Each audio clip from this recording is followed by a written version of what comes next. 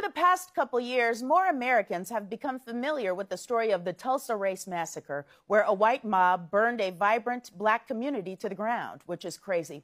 Even crazier, dozens of other black towns have been erased off the American map, not by burning them down, but by hiding them underwater. Don't know what I mean? Well, let's find out in a segment called How Did We Get Here? This is Lake Lanier. It's a lake in Forsyth County, Georgia, where people go swimming and boating and fishing and do a bunch of other lakey things. But before it was Lake Lanier, it was a town called Oscarville, Georgia. Now, Oscarville was a thriving, predominantly black community with a church, a school, and dozens of homes, until the year 1912, when a very bad thing happened. Oh, two very bad things. In 1912, two black teenagers were accused of rape. They were tried, convicted, and sentenced to death in a single day. And after they were executed, a mob of white men terrorized, drove out, or killed all the black people in the surrounding area. And they did that until the entire black community of Oscarville disappeared. The county went from having over 1,000 black residents in 1912 to 0 in 1920. That story is so sad, it makes this story look like a comedy. After the black community had been run off, the white people of Forsyth County said, you know what we could use? A big old lake. So they made one, right where the town of Oscarville had just been. They flooded the area and literally covered up the entire town with water. This is what it looks like right now. But the town is still under there. The homes and churches and schools, they're still down there. And now people go boating on top of them. Compared to that, this is truly a rom-com.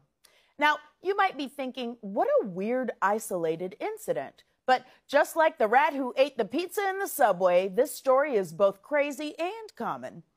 Ever heard of Collegia, Alabama? It was once a thriving black community with a black college, the first black railroad, and literally hundreds of family homes. Today, it's Lake Martin. At least they had the decency to name it after a black person. And if you think this kind of thing only happened in the South, let me introduce you to a place called Central Park. It's named after that coffee shop on Friends. Central Park used to have a black community in it called York Hill. But the city of New York destroyed York Hill so that they could build the Central Park Reservoir. Because if there's one thing New York needs, it's another place for ducks to hang out. But if you come here, don't try and feed those ducks. They are very aggressive. Mess around and lose a finger. Now, when the residents of York Hill were kicked out of their homes, they fled to another black community nearby called Seneca Village. And then a few years later, New York destroyed Seneca Village too, so that they could build Central Park on top of it.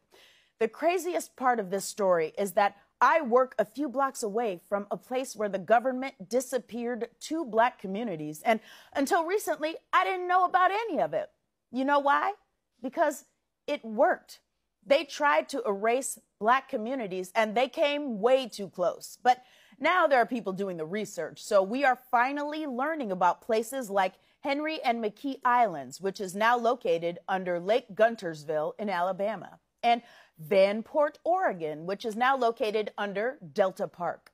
And all of these towns, which are currently literally underwater. Hey, wait, hold on. What was that last one? Old Neversink. That's a real place. Well, if we've learned one thing today, it's never assume something is unsinkable. There are over 100 drowned American towns, and many were destroyed in the name of something called development-induced displacement. That's when people have to leave their homes so the government can develop things like dams or parks or lakes. This happens to both white and black people, but historically when it happens, black people and other people of color are undercompensated for their property or not compensated at all. The theory is that the short-term bad effects are worth the long-term benefits for the community. But it's not fair if the long-term gain is mostly for white people. Now, luckily, there's a solution. It's a very complicated system. It involves a series of, who am I kidding? Cut some dang checks. That's it. If you're going to kick black people out of their homes, make sure they have the money to stay on their feet. cut a dang check. And yes, you can pay their descendants too, because generational wealth is one of the many things that is destroyed when you put Black communities underwater. So cut a dang check. These drowned towns are part of the Black American history they don't want to teach you. It's ugly and it's gross, and we don't even know all of it. And the more we find out, the harder it is to love this place that would do those things to so many people. And if you're feeling this way, which I often do, you can try loving what this country could become instead. Our history may be full of pain, but our future has limitless possibilities. So look to the future while simultaneously being suspicious of every lake you see. This has been How Did We Get Here? They and their descendants fueled the nation's economy, especially in the South. Labor was free. When slavery was abolished after the Civil War, the newly freed people were originally promised 40 acres and a mule. But after President Lincoln's assassination, Andrew Johnson overturned the agreement, instead compensating the former slave holders. Reconstruction was ended prematurely in 1877, and through the 20th century, Black people were denied voting rights through Jim Crow laws. Black veterans were denied full GI Bill benefits. Black homeowners were denied equal housing through redlining, and Black Americans were terrorized by white supremacist groups. More than 4,400 people were lynched. In 2016, average median Black American net worth was $17,409. Now, that means that half of all families had net worth, houses, whatever assets they've got that was higher than that. Half had net worth that was lower. Take a look at this. Median white American income, $171,000, 10 times the median of Black families. This is according to the Federal Reserve. Between 1983 and 2017, Black home ownership actually ticked down a little bit, 2 points. After years, as you can see, of very little variation, white home ownership has gone up fairly steadily. These are the things that this new reparations effort wants to address. H.R. 40, as the bill is known, calls to study the damage done by slavery and its legacy, and formulation of proposals for programs to increase economic, educational, and other opportunities for Black Americans. This morning, Senator Cory Booker read off even more statistics on racial inequity today, and he and actor Danny Glover gave their assessments on the need for change.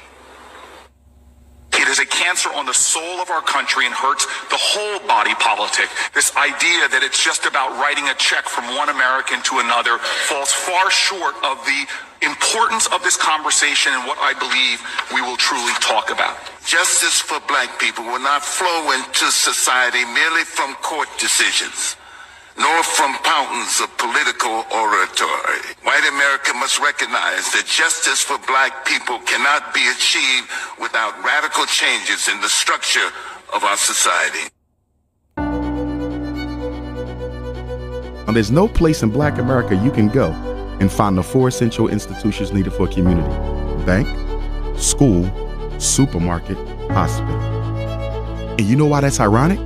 Last year, Black America in 2016, we spent $2 billion on Air Jordans, $4 billion on liquor and alcohol, $600 million on fast food, and we bought twice the amount of Mercedes-Benzes as white America, although white America has twice the wealth of Black folk. So the question becomes, what is it about the Mercedes-Benz that makes it so attractive to African Americans even when they can barely afford it?